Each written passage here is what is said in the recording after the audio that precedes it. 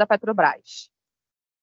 Agradeço a presença dos que estão aqui presencialmente, também dos que estão assistindo a transmissão pelo YouTube da Petrobras.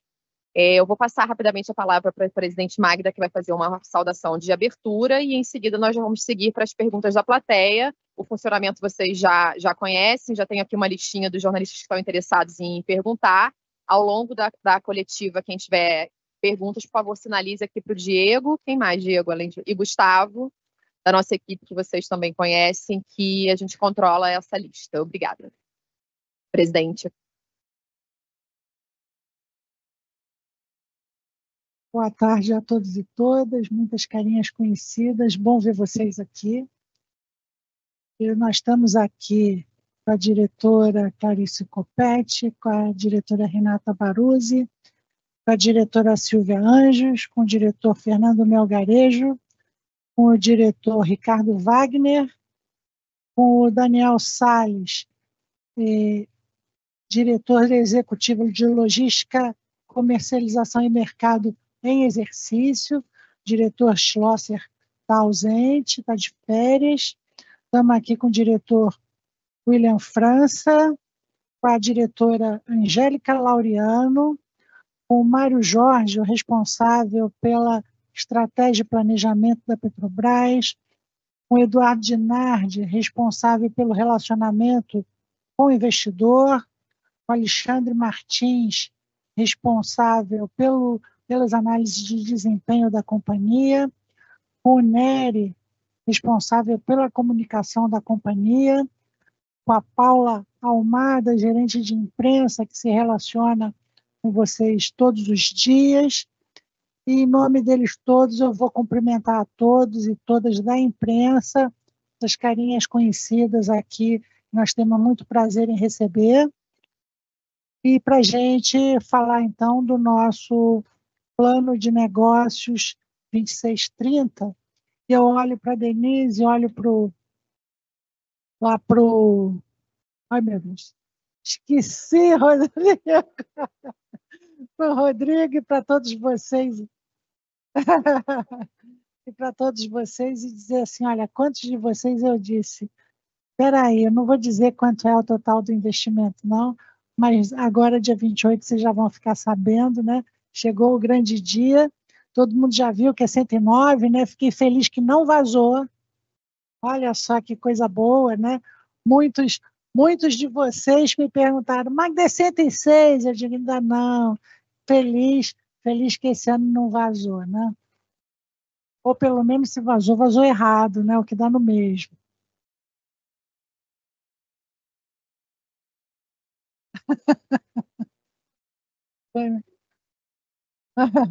Mas isso foi ontem de noite, né, Rodrigo? Isso foi ontem de noite.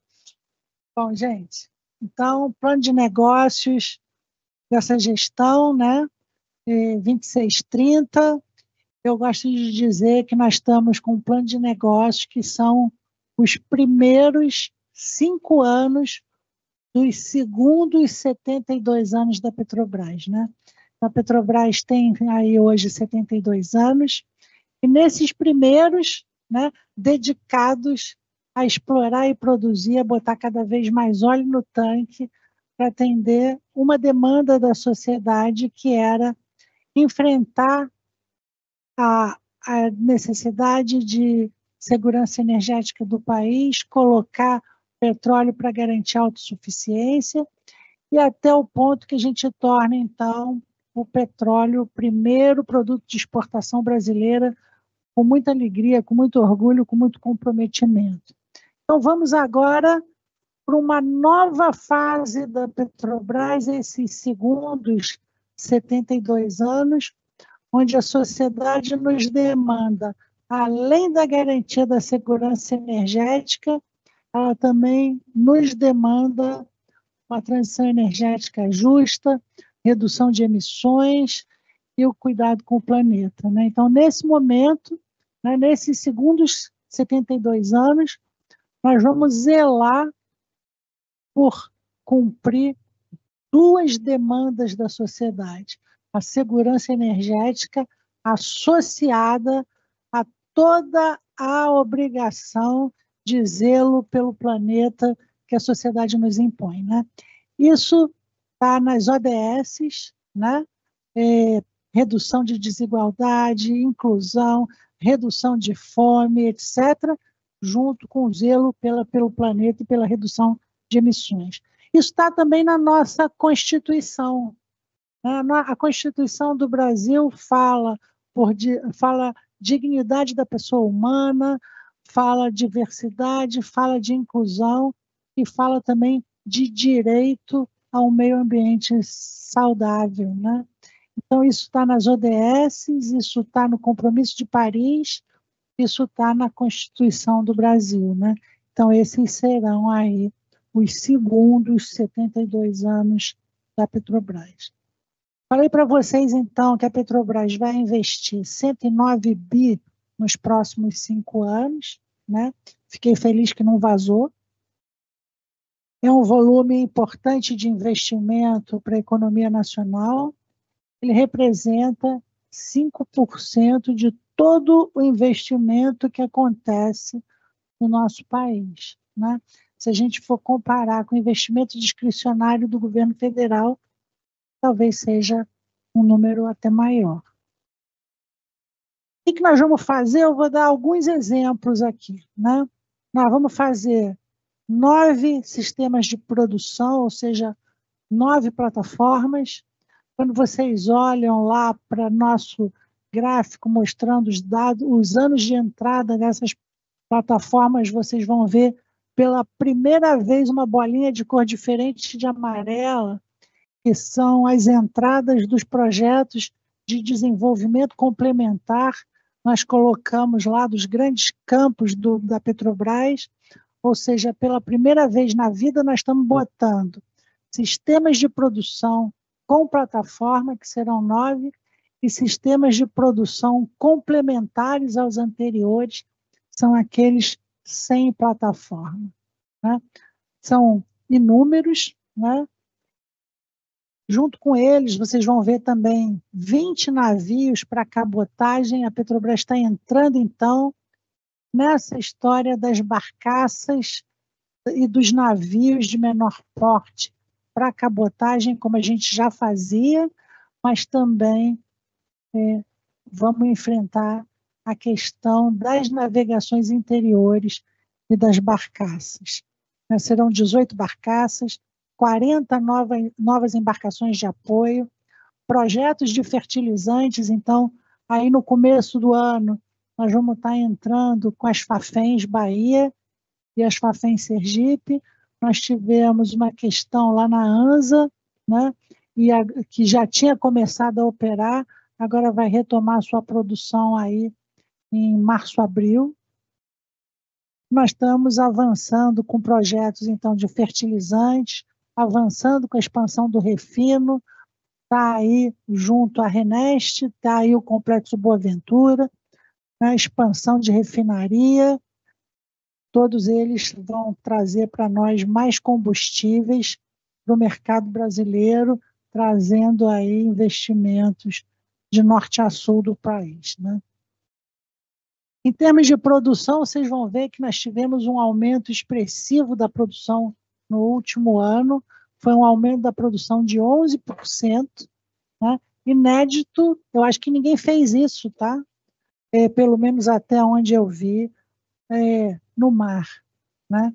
Crescemos 11%, claro que crescemos em função do pré-sal, crescemos colocando o Almirante Tamandaré, o primeiro gigante, né? Isso foi muito noticiado, 225 mil barris de petróleo por dia de capacidade, que graças ao esforço da engenharia, do EP, né, do suprimento, etc., se tornaram não mais 225, mas 270 mil barris por dia de capacidade, um feito bastante interessante, né, que, quem sabe, vai fazer no futuro a gente conseguir aí algum Guinness, né, Renata?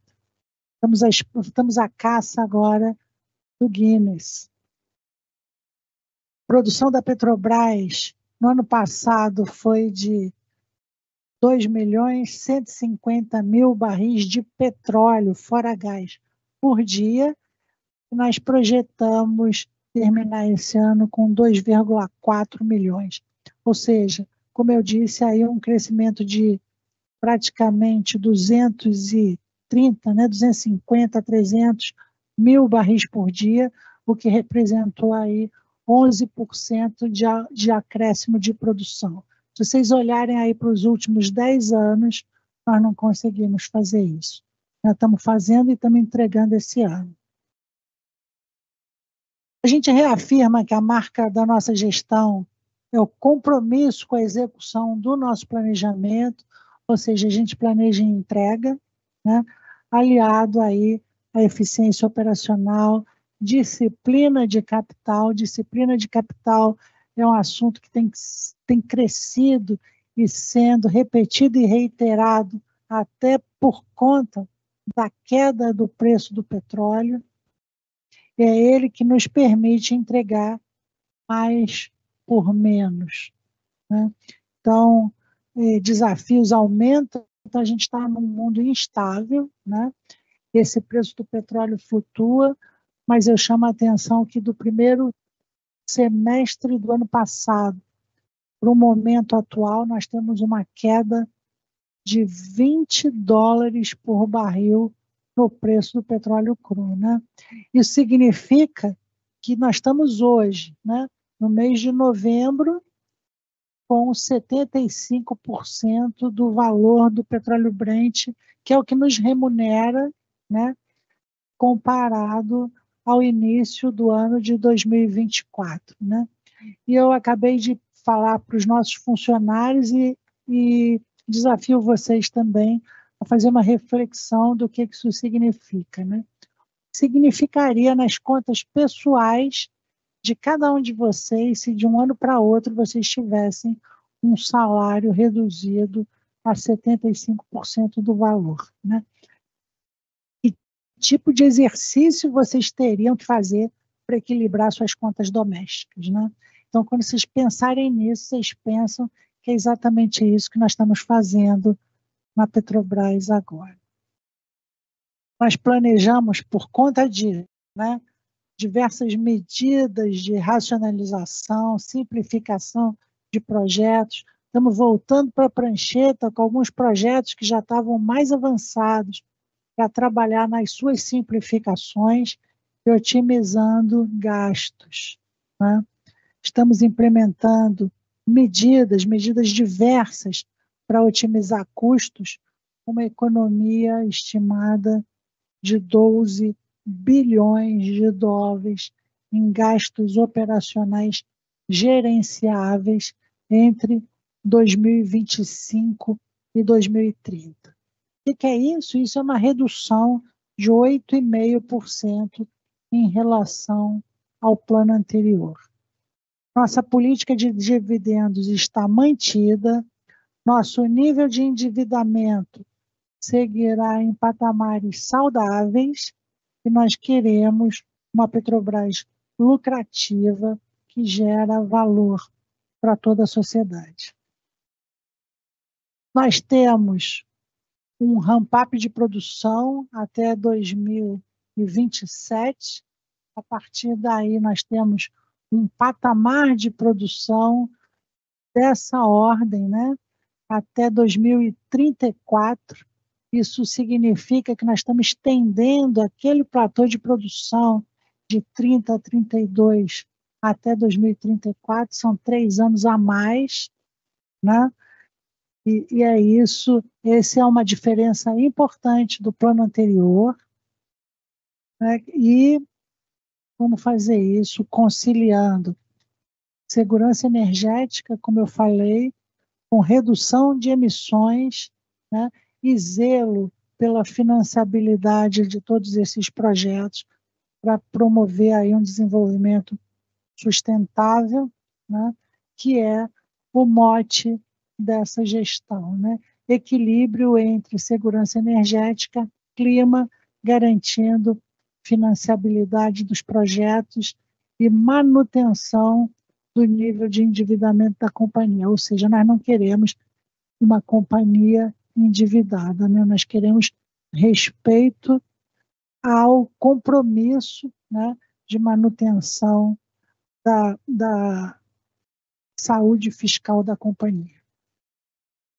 Nesse quinquênio, nossos investimentos em transição energética vão ter mais focos em bioprodutos, ou seja, nós estamos mais de olho nas moléculas, especialmente no etanol, no biodiesel, além desse diesel maravilhoso, que é o diesel renovável, que nós usamos na COP30 e que nós vamos usar agora na Árvore de Natal da Lagoa, né? Diesel coprocessado com 10% de conteúdo renovável. Só para vocês terem uma ideia do que é isso, né? Nessa parcela do renovável, nós temos uma redução de emissões de 87%. Né? Então, essa parcela de 10% tem 87% menos emissões. Se a gente aumentar essa parcela no futuro, aí próximo, para 20%, serão 20%, 87% menos de emissão. Patente Petrobras, né?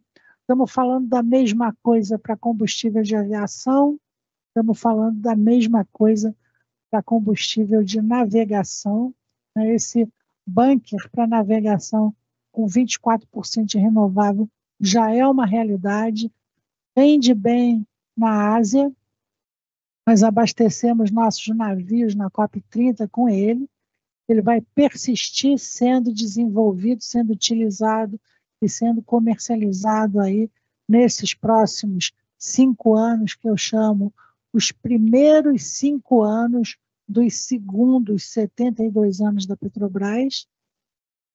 Nosso plano quinquenal é quinquenal, né? Um plano de 5 anos, mas eles são os primeiros 5 anos dos próximos 25 anos, rumo a 2050, onde nós vamos ter aí o net zero, pelo menos o net zero no escopo 1 e 2, e uma redução sensível de emissões no escopo 3.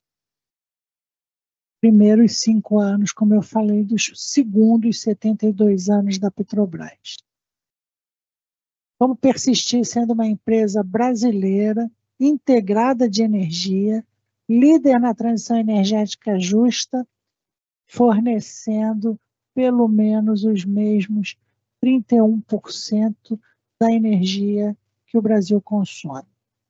De novo, então, são 109 bilhões de dólares de investimento que vão gerar 311 mil postos de trabalho e mais de 1,4 trilhão de reais em tributos para União, estados e municípios ao longo desses 5 anos. Vamos seguir trabalhando com segurança, responsabilidade financeira, ética, transparente e respeito às pessoas e meio ambiente. Isso aí, gente, era o que a gente queria dizer. E a diretora Silvia lembrou a nós o seguinte, que quando a gente foi para a margem equatorial e começou a perfurar o poço lá, nós prometemos para vocês um café da manhã, que aí o pessoal vai providenciar para a gente falar sobre o projeto lá que está simplesmente localizado numa área que tem 2.880 metros de lâmina d'água. Né? A gente já está lá a 1.000 metros de profundidade abaixo do solo marinho, já assentamos o BOP e já estamos prosseguindo para a próxima fase, não é isso, Renata? Já estamos indo para a terceira fase com o BOP assentado. Isso aí, estamos orgulhosos desse resultado e vamos continuar prosseguindo, quem sabe, para anunciar em breve uma descoberta, é isso que nós mais desejamos. Vamos para as questões, Paula, e agora? Obrigada, presidente. Já?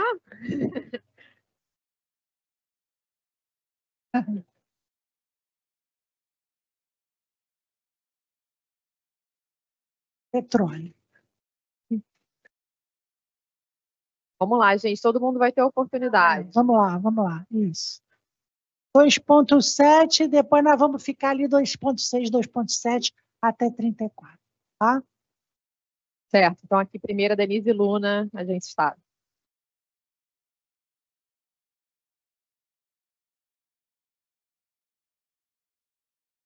Então, o plano veio muito bom, o mercado gostou, mas as premissas que vocês usaram de petróleo e câmbio foram questionadas, achando que era muito otimismo achar que o petróleo vai subir em vez de cair nos próximos anos, assim como o câmbio também está bem mais elevado do que está atualmente. Aí eu gostaria de saber por que vocês fizeram essa projeção de petróleo a 70 e o câmbio a 5,80. Mas não foi bem isso, mas o Fernando explica para vocês. Esses 70 é a média desse ano, né? Vamos lá. Não, são para todos os anos. 63 esse ano e 70... vamos lá, Fernando. Explica para eles. Ok, então boa tarde a todos, pessoal. Já conversei com alguns ontem à noite, né? Então, mais uma vez aí, muito boa tarde.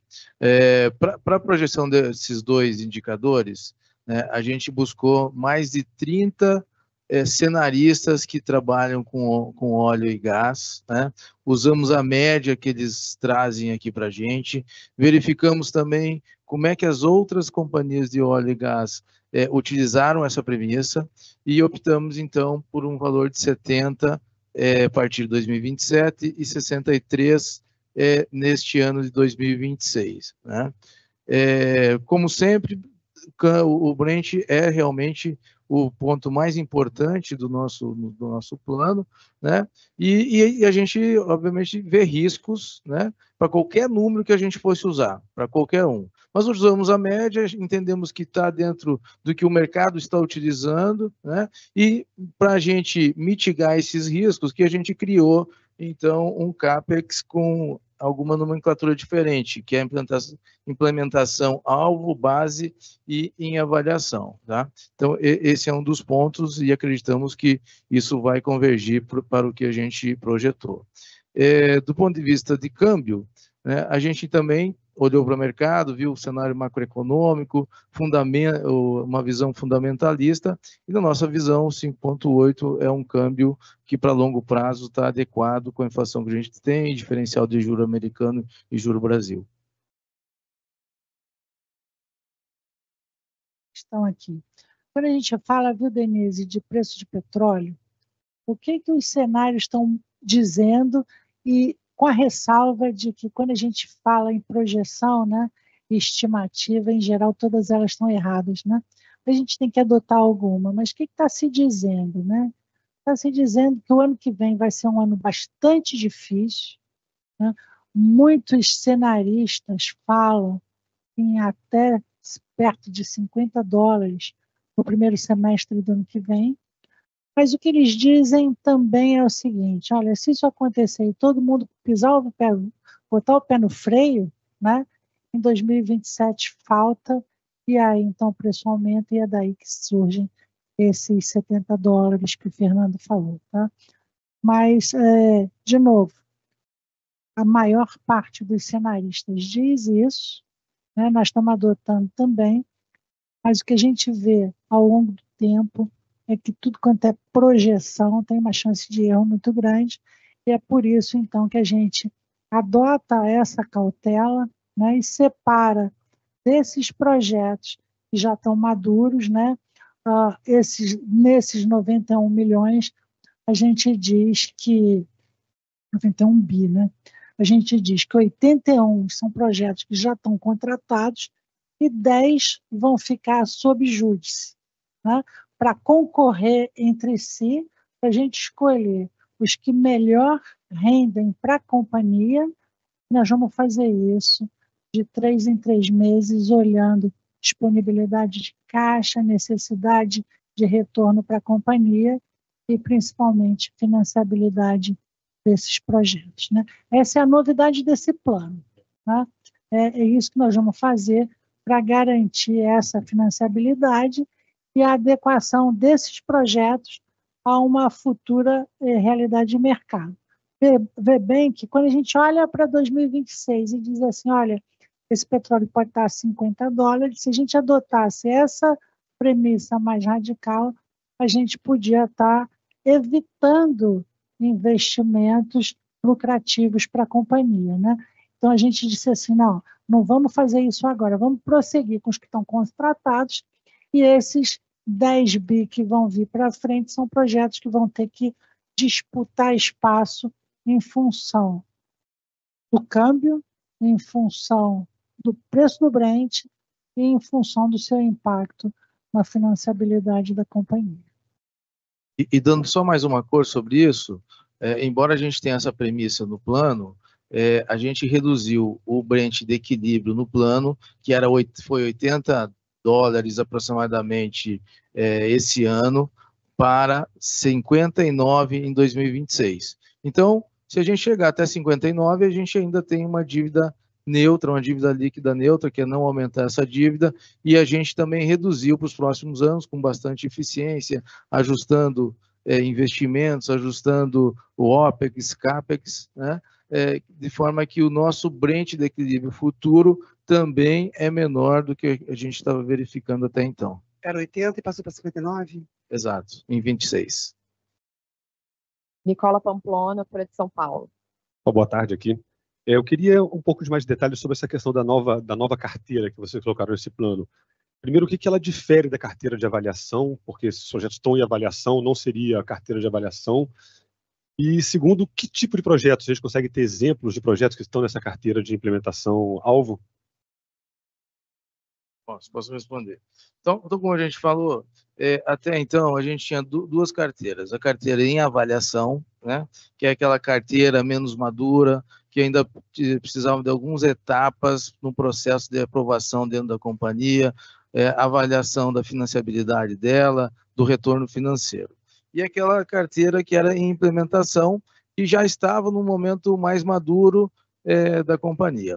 A gente separou agora a implementação em alvo e base. O alvo é aquilo que a gente quer atingir, que todo o plano foi rodado com nível de confiança dentro dos 91 bilhões de dólares, né?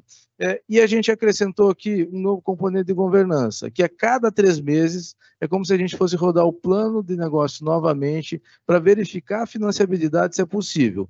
Verificamos, então, nesse momento, se as premissas que utilizamos, elas foram verificadas ou não. Se não foram verificadas, se a gente não teve o Brent esperado, se ele foi menor, se a produção foi menor, a gente tem a possibilidade, ou seja, a flexibilidade de não dar um go, né, continuar com esse projeto, adiá-lo para um outro momento. Se a gente verificar que continua com flexibilidade, a gente vai priorizar e vai fazer projetos. E vamos lembrar que são todos os projetos que a gente tem criação de valor para o acionista, geram VPL positivo, passam em todos os níveis da governança da Petrobras e mais, bastante focados na produção futura, que é o que a gente precisa para a Petrobras, produção de óleo. Vou dar Nicola. Marlim Sul, Marlim Leste, por exemplo. Tá? Bruno Rosa, o Globo. Você não deu complementar ainda? Oi. Não, eu acho que o importante nem são os projetos, tá? O que eu posso dizer é que dentro dos 81 estão todos os projetos que estão assinados e que estão em nível de maturidade alta. E os demais, eles vão para a segunda etapa, né, que só vamos seguir se tiver financiabilidade, e não importa o projeto, o que importa é o valor que a gente está trazendo como uma segurança aqui para o plano, sempre com o objetivo de ter uma dívida neutra. Olá, boa tarde, Bruno Rosa, Jornal Globo. Queria entender um pouco, quando a gente olha ali para a carteira de exploração e produção para os próximos anos, chamou a atenção um pouco a redução do número de poços a serem perfurados, sobretudo ali no Sudeste, né, que é Campos, Santos e Espírito Santo. Queria entender por que essa redução, né, já que a companhia vem nos últimos meses aí fazendo várias descobertas, arrematando várias áreas, enfim, entender o que a gente pode esperar, né, aí do pré-sal, enfim, de toda essa região, né, que ainda é muito importante aqui para a produção de petróleo. Bruno, quando a gente fala em preço de petróleo reduzindo, né, o que a gente faz logo de cara é olhar o que gera valor para a companhia mais imediatamente e o que gera valor para a companhia mais a longo prazo e que a gente pode, vamos dizer assim, postergar alguma coisa sem prejuízo para o caixa, sem prejuízo para o retorno, né? Alguns poços exploratórios que estão na nossa carteira se apresentam como uma necessidade. É o caso de um novo play, né, como esse da margem equatorial, mais especificamente na área do Amapá, que é o que aparece para a gente como maior potencial, maior valor, né? E a gente tem outros projetos exploratórios de maior risco, né? Em áreas de novas fronteiras, sejam elas de novas fronteiras, ou áreas mais conhecidas, projetos de mais alto risco, né? Nesse momento onde a gente está falando de preços mais baixos de petróleo e necessidades de responsabilidade fiscal, né, e financiabilidade dentro de limites adequados, a gente começa a priorizar projetos, né? Então, nós não estamos descartando esses projetos, nós estamos adequando a nossa carteira do momento às necessidades impostas por um novo patamar de preço. Para complementar, Bruno, a gente tem alguns gerentes de projeto que são mais conservadores, né? Então, eles querem logo garantir o seu poço. E a gente tem poço que ele ficou pronto 3 anos antes de ser interligado, né? Então, a gente está querendo, em termos de poços de produção, não poços exploratórios. Em poços de produção, a gente está fazendo um planejamento de tal forma que o poço fique pronto 6 meses antes dele ser interligado. Então, a gente não despende CAPEX antes do momento previsto. Então, a gente está refazendo o nosso planejamento para que a gente tenha os poços prontos na hora que ele precisa estar pronto, e não com o conforto que, eventualmente, às vezes, o gerente do projeto quer ter. Tá? Na questão, então, dos exploratórios, então a gente não está, nesse plano, a gente não está, nos primeiros anos, a gente está mantendo todos esses principais poços, né? E a gente está tirando aquele que está numa prioridade menor mais à frente já. Então, basicamente, a gente não está retirando nenhum poço exploratório nesses próximos anos dentro da prioridade que eles já tinham sido dados. Karine Leal, Valor Econômico. Boa tarde, pessoal. Obrigada por atender a gente. Queria entender primeiro, nessa questão ainda da carteira de implantação subdividida, se então não faria mais sentido voltar alguns projetos para a carteira em avaliação. Qual é esse extrato de diferença de um para o outro? E aproveitando só para saber um pouquinho do que a senhora conversou com o presidente Lula quando se apresentou o plano, se ele fez algum pedido de ajuste. Obrigada. O presidente Lula é nosso investidor, né? Ele é representante do nosso maior acionista, que é o Estado brasileiro. Mas a conversa com ele foi também para dizer o seguinte: olha, presidente, nesse momento nós vamos botar mais 5 navios no estaleiro Ecovix, lá no Rio Grande do Sul. Tá? E o presidente Lula é um entusiasta da Petrobras e, até onde eu estou entendendo, ele está gostando do nosso trabalho. Sobre os níveis, eu posso falar aqui. Sobre os níveis, a gente tem diversos níveis de maturidade dos projetos. Os menos maduros, como eu falei, eles estão em avaliação. Não significa dizer que quando um está lá dentro do alvo, não esteja não maduro. Ele pode estar maduro, mas ele ainda não está assinado, por exemplo. Temos projetos que a gente já assinou, já estamos fazendo, né, já estamos investindo, o fluxo já está definido, e outros ainda não, e por isso, então, que eles vêm para esse nível dos 10 bilhões que a gente separou, que só vamos à frente se comprovada a financiabilidade na próxima rodada do cálculo que a gente faz, verificando se as premissas se confirmaram ou não.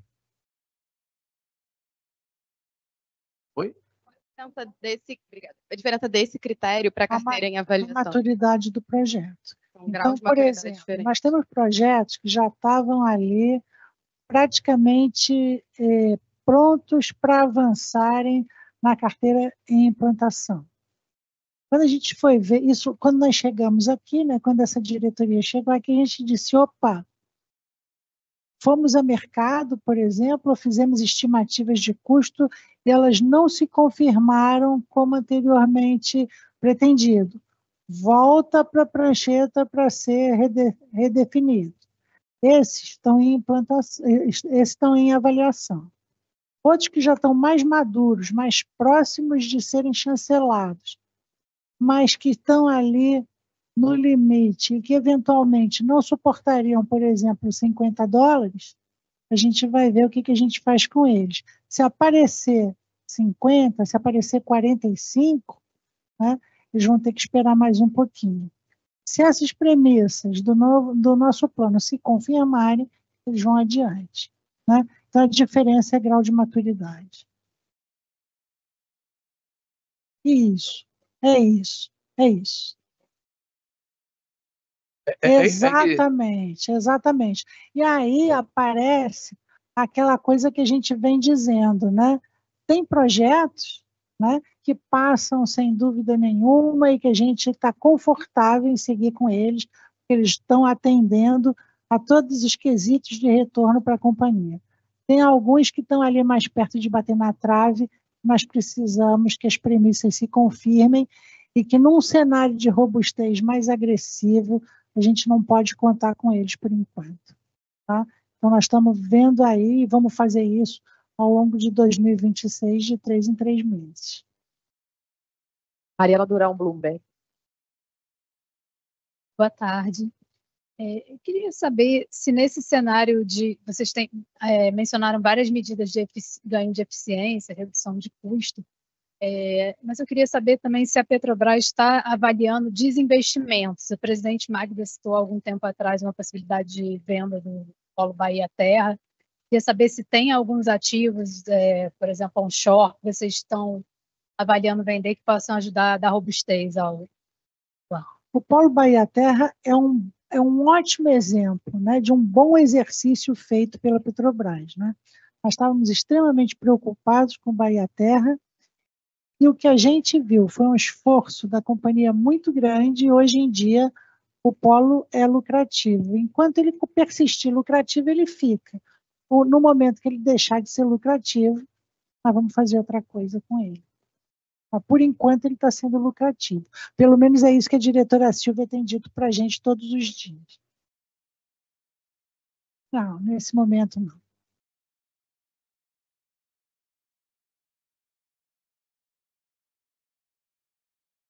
Isso é, por exemplo, o Tupi Mais Valor, né? Isso é o desenvolvimento complementar de Tupi.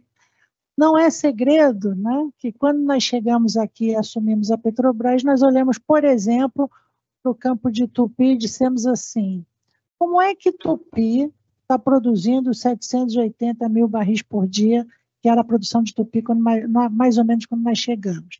Um campo que tem 1.200 quilômetros quadrados de área de contrato, né? Um campo que tem aí 8 plataformas, não é isso, Silvia? Um campo que tem aí, vamos dizer assim, plataformas com declínio de produção relevante. Como é que pode esse campo gigante, que começou a produzir em 2010, já está com tal declínio, né?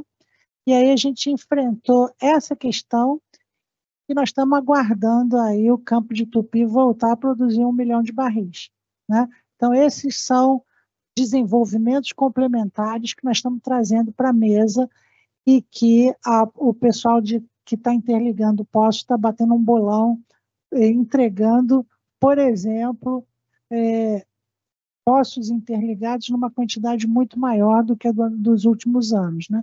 Então, só para você ter uma ideia, o pessoal de Poços e o pessoal de Subsea estavam interligando e entregando postos, uma interligação demorando mais de 1 ano. Eles estão fazendo isso hoje em dia em 7 meses. Né? Com isso, a gente interliga mais poços, com isso a gente injeta mais água, com isso nós estamos revendo toda a estratégia de desenvolvimento de campos. Por exemplo, de Tupi, que era até Búzios ultrapassar o maior campo do Brasil, e trabalhando para que o campo de Tupi volte a produzir 1 milhão de barris, e a diretora Silvia e a diretora Renata estão dizendo para a gente que está por pouco. Novos poços com desenvolvimento complementar daqueles campos, principalmente do pré-sal, mas estamos também o mesmo esforço na Bacia de Campos, tá? Então, hoje em dia, nós temos diversas plataformas produzindo, com a expectativa também da Bacia de Campos vir a produzir, quanto, Silvia? Voltar a produzir aí a médio prazo, né? Mais de cerca de 1 milhão de barris. Silvia, não diz para eles quando é que vai ser, não, porque quando faltar meia hora, eles vão te cobrar. Menos de 10 anos. É verdade. Não, deixa eu falar, os complementares, só para você ter uma ideia, a gente, quando chega uma plataforma, antes de chegar à plataforma, a gente já tem os primeiros poços, que a gente chama de primeira onda, né? Aí depois está. Você vê aqui, Búzios já topou na primeira onda de poços, depois vem a segunda onda de poços já prevista. Depois disso, está em plena produção, aí você começa a ver os poços que chamam complementares, que são complementares baseados no que você já estudou, como é que está entendendo mais o comportamento do reservatório, aí você vê as zonas que você pode fazer melhor drenagem, né? E aí a gente tem usado a sísmica 4D para nos ajudar onde estão os bolsões, né? E aí a gente faz a escolha dos poços já com esse conhecimento maior para complementar a produção. Então, o óleo que ficou um pouco para trás, você vai lá e aí a gente está fazendo isso. Só para você ter uma ideia, essa semana mesmo nós estamos olhando para que a gente não tenha um declínio muito forte, como aconteceu no passado na Bacia de Campos. A gente, para Búzios, a gente já está estudando poços complementares para daqui lá na frente a gente já tá com esse preparo. E a ideia é realmente a gente conseguir o que a gente conseguiu aqui, que não é ter pico de produção, mas um platô de produção. E o platô se deve a poços complementares, que vai buscando mais óleo que ficou para trás. Pedro Aurélio, Canal Energia. Boa tarde a todos. Queria perguntar para a Diretoria de Gás e Energia de Baixo Carbono, primeiro, por que o valor caiu do ano passado para cá, de 11 bilhões para 9 bilhões. Queria saber também a relevância do LRCAP, né, na execução desse valor todo, leilão do ano que vem. E também o seguinte, com essa prioridade no bioproduto, na molécula, se eólico e solar vão para o final da fila. Boa tarde a todos. Na verdade, a primeira pergunta é sobre LRCAP. A queda é simples. Como nós priorizamos a questão da molécula, a geração eólica que foi reduzida. Nós reduzimos o nosso investimento de 4,7 para 1,7 no horizonte do plano. Por quê? Porque hoje nós estamos com um excesso de energia renovável no mercado, haja vista o Cortênio. A segunda pergunta é LRCAP. LRCAP é muito importante para a Petrobras. Nós hoje temos 2,9 gigawatts de energia para comercialização neste leilão. Terceira pergunta. Exatamente, nós priorizamos os bioprodutos e, nesse sentido, o nosso investimento está mais focado no bioproduto, deixando a energia eólica e solar um pouquinho para o final do período e no final do horizonte do nosso plano. Claro, não, sem dúvida nenhuma, tem chance de acontecer. Ele só não está priorizado, dado aquele volume de energia que a gente previa no plano anterior. Nós reduzimos um pouco o volume de energia do plano anterior. Gabriel Vasconcelos, Agir. 2,9 gigawatts. E temos mais a probabilidade de entrar com uma outra térmica nova, 2,9, energia existente. Nós ainda já incluímos no leilão uma térmica nova de 400 megawatts no Boa Ventura. Gabriel, Agência Infra. Também é para a diretora Angélica, sobre etanol. O etanol foi o destaque, pelo menos na última coletiva do ano passado, né? Divulgação do ano passado. Foi o que mais chamou nossa atenção. Eu queria entender como é que está o etanol, porque parece que avançaram as conversas, mas ainda não foi feito nenhum anúncio. Queria entender em que fase estão essas conversas. Etanol está dentro da lista da nossa prioridade. Nós estamos negociando com diversos players no mercado. Provavelmente, em 2026, teremos algum anúncio, mas ainda não podemos anunciar porque ainda estamos em negociação.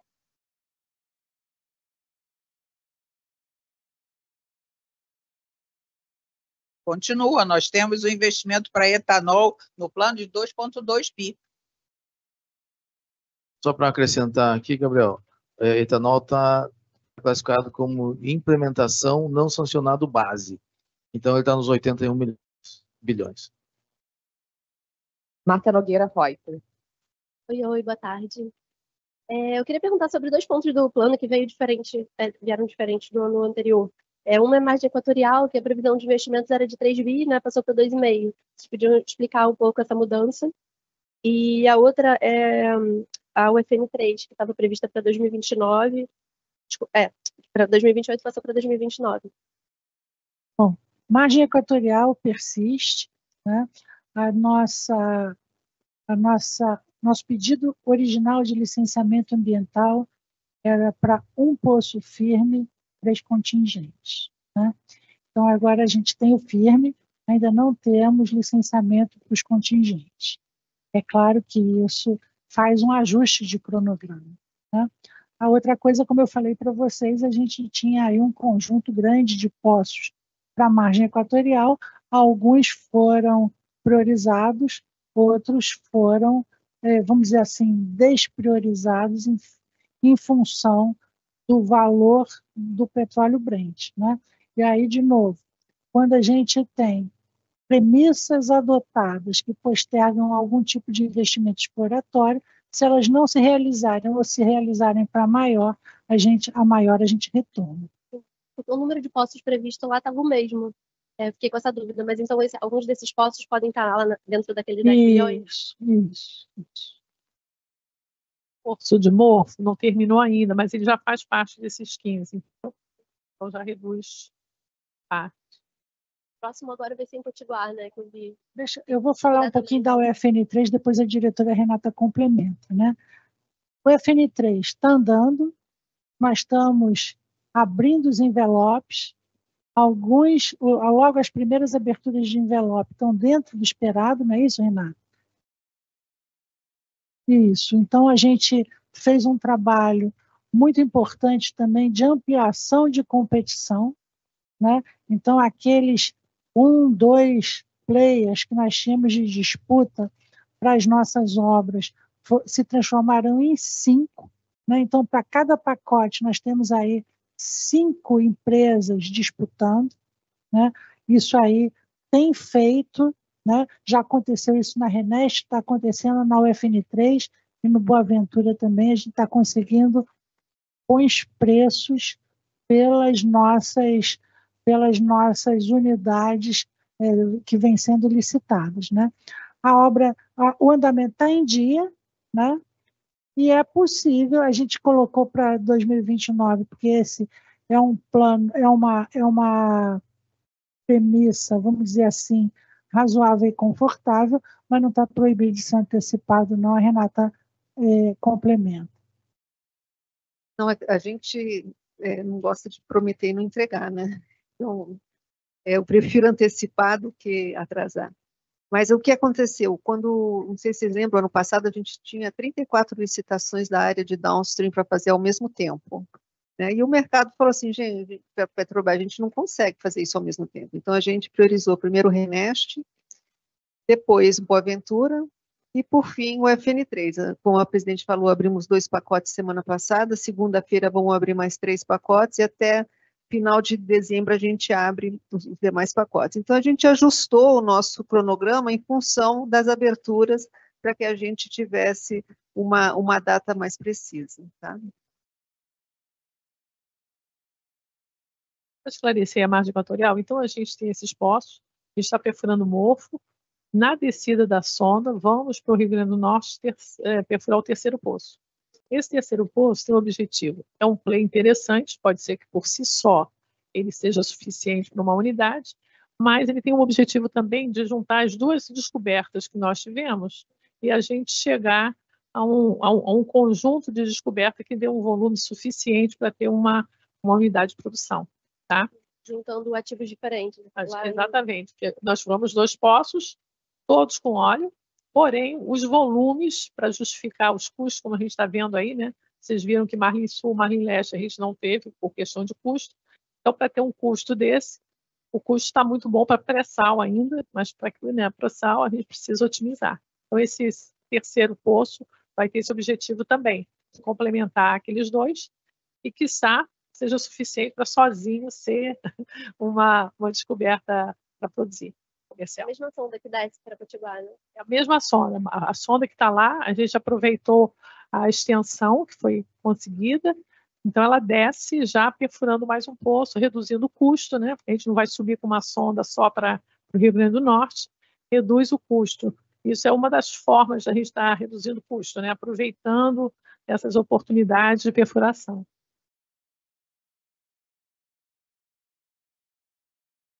Às 2h do dia. Então, isso deve ser aí lá para março, abril de 26. Se a gente tiver uma descoberta e tiver que avaliar a descoberta, o que nós desejamos, pode escorregar um pouquinho. Tá? Só voltando aqui para o FN3, né? Como a Renata disse, a gente não gosta de prometer e não cumprir. Né? Então, é muito possível que a gente consiga entregar ao FN3 em 2028. Vamos continuar trabalhando para isso, né? Mas, como ela disse, né?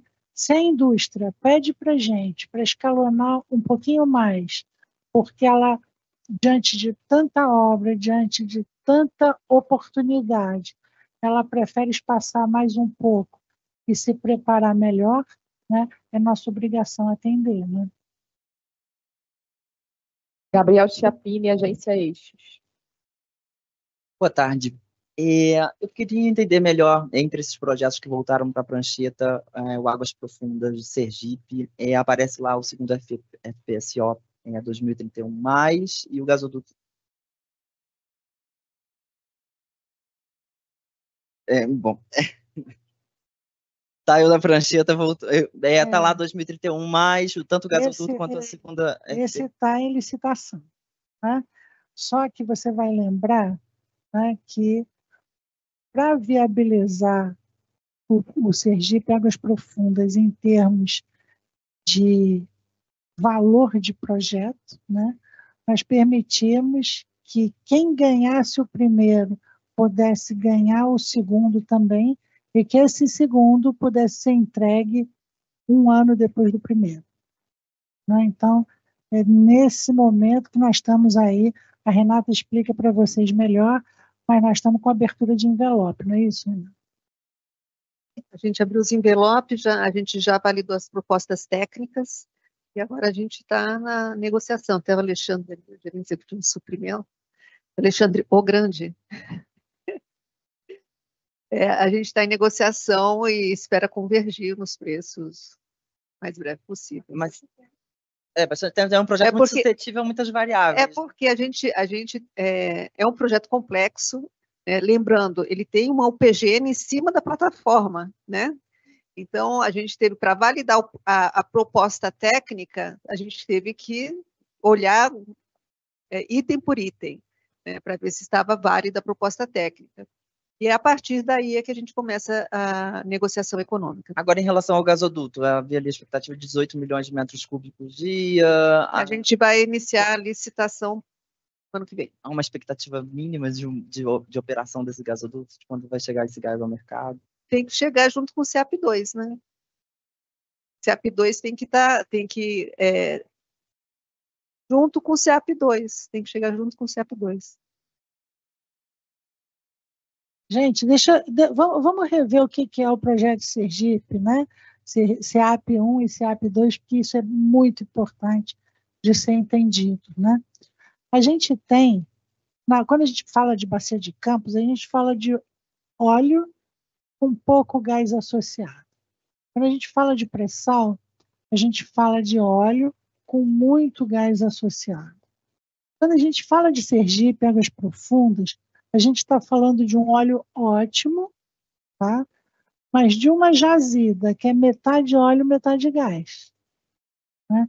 Então, não existe falar de CEAP economicamente viável sem que o gás seja economicamente viável, né? E para ele ser economicamente viável, nós estamos falando de duas plataformas que têm cada uma UPGN em cima, o que é um projeto inovador bastante caro, que precisa ser economicamente viável, nas condições normais de temperatura e pressão, vamos dizer assim, né? Por temperatura e pressão, que eu estou dizendo é assim, ambiente regulatório estável, né?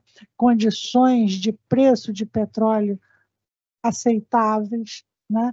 Taxa de câmbio aceitável, né? Flutuabilidade de preço aceitável, né? Tudo isso, e aproveitamento de gás para a costa, né? Então, estamos falando do gasoduto também, porque se a gente não comercializar o gás de Sergipe, se ele não for passível de comercialização de uma forma economicamente viável, né, o projeto de Sergipe Águas Profundas não tem como sobreviver, né? Então, é isso que nós estamos falando. Então, para Sergipe sobreviver, o gasoduto tem que acontecer. Um deles está no projeto base, naqueles 81 milhões. O segundo está na carteira do projeto, ele vai ter que disputar recursos. Pessoal, estamos caminhando para o final. Tenho 3 jornalistas inscritos ainda. E a gente tem o compromisso aqui de precisar fechar às 4h30. Então, eu vou pedir que sejam sucintos tanto nas perguntas quanto nas respostas, se for possível. Tá. O próximo é o Rodrigo Viga. Sucinto a partir do próximo, tá? Por favor. Não. Magda, boa tarde. Diretores, boa tarde. Presidente, só para entender pequeno detalhe, a senhora falou que o pico de produção de petróleo chega, vamos lá, em 2028 a 2,7, depois estabiliza, né, entre 2,6 e 2,7 até 2034, 2 anos a mais do que estava na janela anterior. Eu queria que a senhora arredondasse uma ideia, como é que vocês vão conseguir manter, tendo em vista que tem lá todo o declínio dos poços, dos campos e coisa e tal, como é que isso vai... Desenvolvimento complementar. O que vem a ser isso? Isso significa novos poços pendurados nas mesmas plataformas, substituindo poços que perderam sua produtividade. Então, menos produtivo para o mais produtivo. Isso. Primeiro, acho que já é segunda-feira, salvo engano. A senhora vai anunciar a redução do preço do QAV ou não? Todo mês. O contrato de QAV é fácil, tá? Porque a gente tem um contrato que tem uma fórmula, né? Você coloca o insumo e a gente aumenta ou diminui em função do câmbio e do preço do petróleo, né? Então, o QAV, a gente nem se preocupa com ele, né? Está na fórmula, está no contrato, entra aquelas variáveis, sai a resposta, um pouquinho mais, um pouquinho menos. Não fiz a conta ainda. A senhora falou que era fácil. Eu quero perguntar para o diretor. Rodrigo, a última, por favor. Tá, Felgarejo, por gentileza. Eu queria entender o seguinte, como é que vocês vão fazer para encaixar essa dívida na meta de 65 bilhões de dólares, nesse horizonte de curto prazo, com esse novo cenário, com 65 bilhões de dólares, com esse petróleo oscilando num patamar mais baixo? E como é que fica a situação do dividendo, especialmente o dividendo extraordinário? Vocês estão vislumbrando para 26 e para os próximos anos, diante desse cenário mais desafiador? Eu queria alcançar o França também, faltam 25 horas e meia, viu, França? Toda vez que a gente fala de preço de combustível, a gente fala muito sobre market share também, né? A gente olha muito para a variável de Brent, para dólar, mas o market share vocês têm sempre perseguido. E o que eu tenho percebido é o seguinte, que vocês vão investir pesadamente em refino para aumentar ainda mais a oferta de produto e conquistar cada vez mais mercado aqui dentro. Se você puder falar desses números, eu te agradeço. Obrigado. Vamos lá, Rodrigo. Bom, primeiro só para complementar que esse platô que a gente seguiu aí com mais 2, 3 anos, ele só é possível com investimentos, tá, gente? Então, aqui que está a extração de valor dos nossos investimentos e a criação desse valor para toda a sociedade, né? Bom, sobre dívida, Rodrigo, a gente deve fechar agora na redondeza de uns 70 bi, aproximadamente. Ano que vem a gente chega a 67, então a gente espera que com o Brent a 63 que a gente está falando, a gente consiga inclusive pagar a dívida o ano que vem, cerca de 3 bilhões de reais. Bom, mas o Brent não se comportou como a gente gostaria. Então, mas se ele se comportar a 59,60, mesmo assim, a gente vai ter uma dívida líquida neutra, ou seja, ela não vai crescer, tá?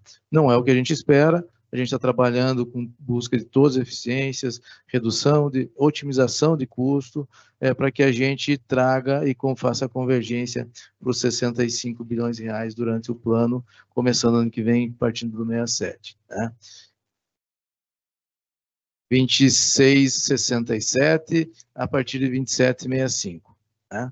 Do que diz respeito a dividendo extraordinário, tem um pré-requisito para que a gente tenha isso.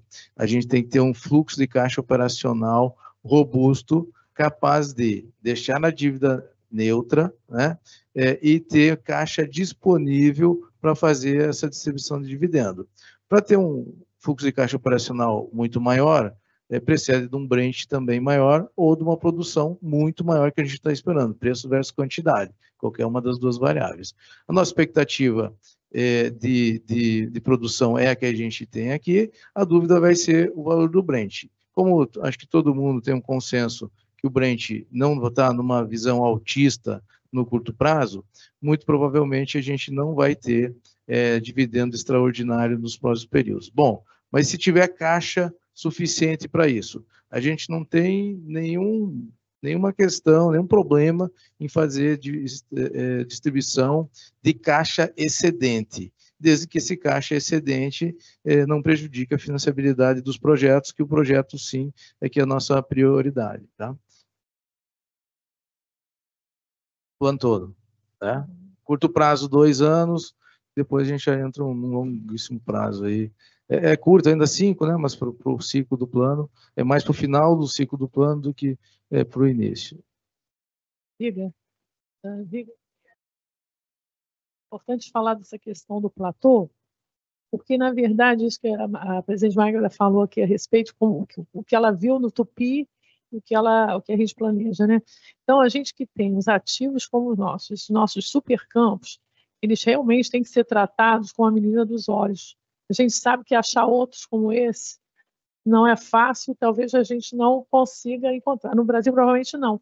Então, tratá-los como realmente um ativo preciosíssimo e a gente tem que fazer o fator de recuperação crescer, produzir mais com os ativos que nós já temos, né? As descobertas são sempre desafiadoras, então a gente tem que sustentar esse tempo de até ter descoberto com os ativos que nós temos, né? E esses são tão especiais que esse platô aí passou a ser a gente chama de GD, não, mas a meta dos nossos gerentes executivos aqui dos ativos, né? Não é só reservatório, é todo o grupo de desenvolvimento da produção, procurando soluções, tecnologias, né? Perfis que possam nos ajudar. Então, é todo um conjunto de pessoas envolvidas para que realmente a gente consiga manter a produção no platô e não só atingir um pico, né? Manter a produção fazendo isso com o mínimo de dinheiro possível, né? Porque a disciplina de capital vai ter que persistir, né? Nós vamos continuar olhando para a companhia com olhos de o que a gente pode fazer de melhor com cada vez menos, né? Porque o petróleo a $62 já são 20 menos, como eu falei, do que o começo do ano passado, né? Se a gente tiver um número menor do que esse, né, o esforço vamos dizer assim, de economia de recursos precisa até aumentar, né? Então, esse é um esforço, otimização de processos, implementação de novas tecnologias que possam significar redução de custos, tudo isso está na mesa, né? França, você. França. Ok. Rodrigo, antes da primeira saudações rubro-negras, né, Rodrigo? Estamos ambos tensos aí com mais uma grande parcela da população brasileira para o jogo de amanhã, né? Inclusive a nossa presidente, né? Que é flamenguista, não vou falar que ela é roxa, porque aí é pleonasmo, né? Flamenguista roxo é pleonasmo. Estou dizendo para o França que eu estou com essa roupa aqui do time que vai perder. Então, assim, e aí ele falou, poxa, vocês estão continuando a investir pesado na produção de diesel. É isso mesmo, na ampliação da produção de diesel. É isso mesmo, né? Estão prevendo no plano aí 300 mil, sem contar os 60 mil que nós já colocamos no mercado em maio com a entrada da nova HDT de diesel da Replan, chegando a 231 mais perto de 400 mil, e nesse número tem também o coprocessado. Como a Magda falou, já vendemos aí coprocessado a 10% de renováveis na COP30, vendemos não, entregamos na COP30.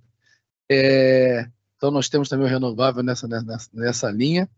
A gente tem os projetos, são basicamente Renest, uma boa parte, e várias ampliações, várias refinarias, como Regap, Revap, Reduc, Replan, Recap, várias ampliações de refinarias, e a gente deve chegar com 31 mais perto de 400 mil, como eu ressaltei para vocês, destacando que eu já falei novamente a questão dos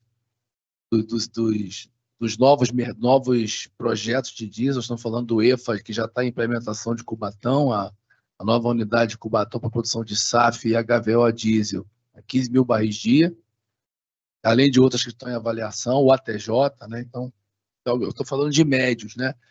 Fechando a resposta, Rodrigo, a gente vai produzir esse ano, em média, mensal, mais em diesel do que a gente produzia antes de vender a Relan. A Relan é a segunda maior refinaria do sistema. A Relan ela tem capacidade de 300 mil barris dia do sistema do Brasil, né? Ela é a segunda maior refinaria do Brasil. Mesmo sem a Relan, esse ano a gente está produzindo e vendendo mais diesel do que a gente vendia com a Relan. Então, nós estamos ampliando a nossa produção e com uma eficiência muito boa, aumentando a capacidade de produção de médios. Basicamente, gasolinas, diesel e querosene de aviação. Obrigada, William. Penúltima pergunta, Maria Clara Machado. Oi, gente, boa tarde. Obrigada pela coletiva. Eu queria perguntar para a diretora Angélica, ainda sobre a questão da geração eólica e solar, né? A senhora falou que a geração caiu e foi para o fim da fila, mas ainda, e reduziu também bastante de volume e de investimento, mas ainda assim é um volume bastante alto, né, para um horizonte de 5 anos. Aí eu queria entender, um pouco como a presidente Magda fala, quando isso deve acontecer dentro desse horizonte de 5 anos, até porque o plano tem uma parte ali que fala que em 2026 já existiriam projetos de eólica e solar, e também no plano mencionado que faz parte da estratégia fazer articulações para redução do preço da tarifa de gás. Eu queria entender um pouco o que vocês... de transporte. Desculpa. E aí eu queria entender um pouco o que vocês estão pensando sobre isso, quais caminhos que vocês pretendem tomar. Obrigada. Bom, com certeza temos uma meta para em 2026 já ter alguma energia eólica ou solar no nosso portfólio. Então, hoje nós já temos alguns investimentos, inclusive próprios, na Regap, em outras refinarias, onde a gente está fazendo energia solar. E temos projetos buscados em parceria com outros players no mercado. Em relação à questão da geração, é isso. E provavelmente o restante da geração, porque a gente acredita que no horizonte do período do plano a gente vai chegar a 1,7 giga de energia alocada, mas que isso para um horizonte um pouco mais longo poderemos crescer. Não sei se chegaremos a 4,7, mas poderemos crescer. Em relação à questão da tarifa de transporte, isso é um assunto que está sendo tratado pela ANP. A ANP está revisando as bases regulatórias de ativos das 3 transportadoras principais, e esse assunto que era previsto que terminasse esse ano, a ANP agora está trabalhando com um horizonte um pouco mais alongado, e para até junho de 2026 teremos uma posição em relação à tarifa de transporte, e a gente tem acompanhado, a gente acompanha, a gente fez algumas contribuições diretamente como Petrobras, ou através do Conselho de Usuários, e também através de associações. Então, a gente acredita que o nosso posicionamento é o posicionamento mais adequado, que vai trazer redução de preço do gás no mercado. Mas a gente aguarda a posição da ANP. É isso. Isso, exatamente.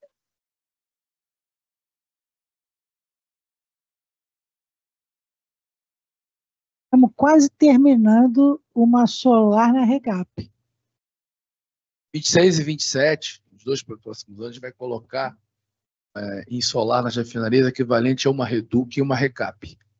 Então, como se REDUC e RECAP, a partir de 27, já operassem, né, praticamente com energia solar, e com isso liberando gás para o mercado. Vou destacar isso aí. Só eu vou ter que falar, presidente, desculpa, deixa eu fazer um querequeque com o Timaço aqui. A gente processava 30 milhões de gás até essa gestão chegar. Nós partimos as PGNs do Boaventura, a Magda apertou a gente, né, Silvio? A gente ampliou a capacidade, apertou muito. A gente ampliou o processamento na Rota 1 em mais 3, 4 milhões. A gente colocou mais 3 milhões de cacimbas no Espírito Santo de processamento de gás. Com isso, nós já chegamos a bater 51 milhões dia de processamento. Isso permitiu que a gente tivesse o custo de oportunidade do gás muito melhor e, com isso, levasse, por exemplo, o VPL positivo das Fafem, que levou a gente a retomar as Fafens e estamos em partida agora. Isso é importante dizer, né? Não fosse esse esforço, as Fafens não teriam sido possíveis. Obrigada. E respondendo a tua pergunta, parte está nos 81 e parte nos 10. Pessoal, antes de chamar aqui a última pergunta, eu queria pedir a compreensão de vocês. A gente vai precisar que a diretoria saia logo em seguida da última resposta, porque tem um compromisso ainda com investidores. Então, não vamos fazer aquele quebra-queixo no final. E aí eu já peço gentilmente ao presidente que aproveite a oportunidade dessa resposta para fazer alguma consideração final que queira fazer. O último é o Fábio Couto do Valor. Eu queria só arredondar um pouco mais essa questão dos portfólios, né, de eólica e solar, né? Pelo que eu entendi, a Petrobras reduziu a visão de se colocar mais eólica e solar por causa do cenário que nós temos elétrico, né, de curtailment e tal. Por outro lado, existe aí um plano, né, de investir 13 bi, né, em projetos de transição energética. Eu queria detalhasse um pouquinho mais isso, né? E, aproveitando também, queria entender como é que ficou dentro do plano Braskem, né, e a Selem. Vocês chegaram a cogitar a Braskem e a Selem no plano? A Braskem é uma companhia independente, né? Nós estamos lá aguardando a solução de um problema que é societário, tá? A Braskem tem sua governança própria e, eventualmente, resolvendo problema societário, se a gente tiver que investir alguma coisa junto com o novo sócio, nós vamos analisar, né? Nesse momento, isso não está sobre a mesa. No caso da Relan, é a mesma coisa. Eu tenho brincado no último ano dizendo que eu estou aguardando doações, né? Mas, na verdade, o que a gente tem lá é uma refinaria que interessa ao Brasil, tem sinergia com o nosso parque de refino, e se algum dia vier para o mercado a preços justos, a gente considera.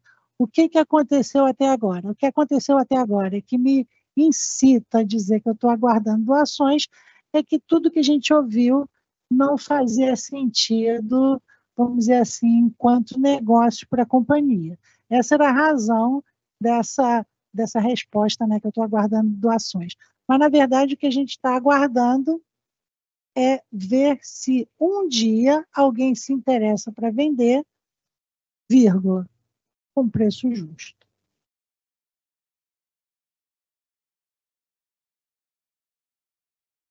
Eólica e solar, gente, esse curtailment que está sendo discutido na MP 1304 está dizendo o seguinte, olha, está sobrando 9% de energia entre solar e eólica, né? E isso gera instabilidade no sistema e curtailment, na verdade, é perda de energia, né? Ou seja, a gente fabrica energia e joga fora. Nesse sentido, só faz sentido ter solar se o off-taker formos nós mesmos, né? Que é isso que nós estamos fazendo nas refinarias. Então, a solar se viabiliza na nossa refinaria, porque a gente gera solar e a gente mesmo consome, né? Agora, botar essa energia na rede para jogar fora não faz sentido, né? Presidente, podemos encerrar para seguir para o compromisso com investidores ou alguma consideração final? Vamos lá. Vamos fazer vamos dizer assim, uma finalização aqui dizendo que esse plano de negócios foi um plano de negócios muito pensado, muito discutido. Nós fizemos dezenas, no plural, de reuniões para tratar disso.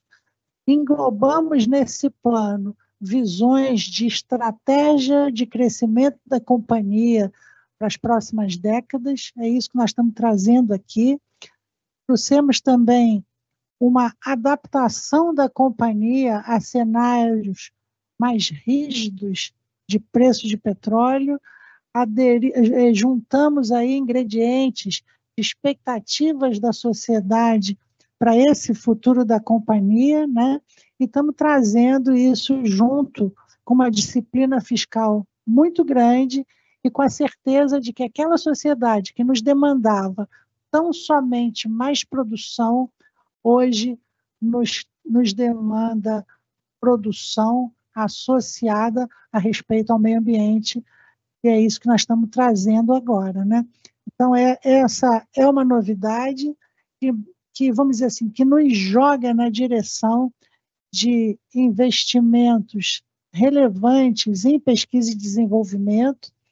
Eu gosto de dizer que aquilo que nós fizemos no pré-sal, que 15 anos atrás todo mundo achava que não seria possível, né?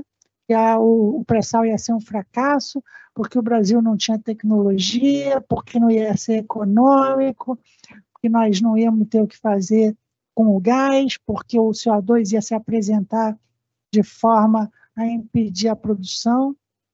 O que nós fizemos foi embarcar muita tecnologia, estudar muito e resolver muito problema de engenharia para trazer hoje um pré-sal que tem um custo, vamos dizer assim, numa carteira média da Petrobras inferior a $6 por barril, né? Então, nós estamos trazendo uma carteira média, né, com preço reduzido e com um valor abaixo de $6. O que nós estamos pensando daqui para frente? Vamos ter que repetir esse feito, só que na direção da transição energética justa, porque, de novo, essa é uma demanda da sociedade, né?